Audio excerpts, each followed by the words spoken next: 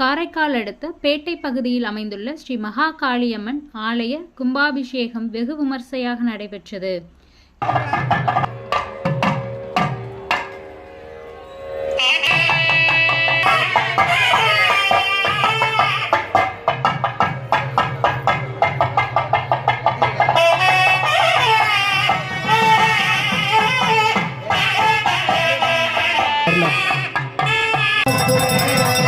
இதில் ஏராளமான பக்தர்கள் பங்கேற்று சுவாமி தரிசனம் செய்தனர். காரைக்கால் மாவட்டம் பேட்டை கிராமத்தில் அமைந்துள்ள ஸ்ரீ மகா காளியம்மன் ஆலயத்தில் 12 ஆண்டுகளுக்கு பிறகு கும்பாபிஷேகம் நடத்த திட்டமிடப்பட்டு அதற்கான பூர்வாங்க வேலைகள் கடந்த சில மாதங்களாக நடைபெற்று வந்தன.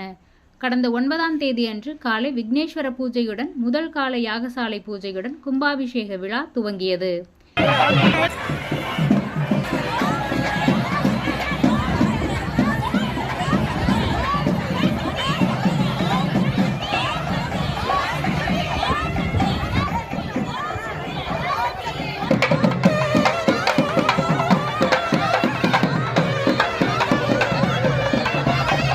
இன்று காலை 10ஆம் தேதி 2ஆம் கால யாகசாலை பூஜை முடிவுற்று மகா பூர்ணாகதி நடைபெற்றது.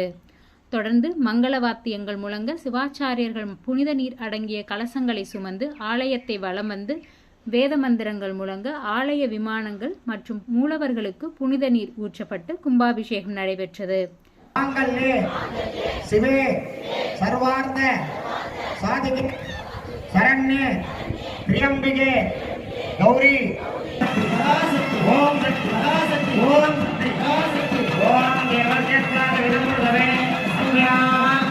கும்பாபிஷேக விழாவில் தொகுதியின் சட்டமன்ற உறுப்பினர் PR சிவா மற்றும் ஏராளமான பக்தர்கள் கலந்து கொண்டு ஓம் சக்தி பராசக்தி என முழக்கமிட்டு சுவாமி தரிசனம் செய்து ஸ்ரீ மகா காளியம்மனை தரிசனம் செய்தனர்.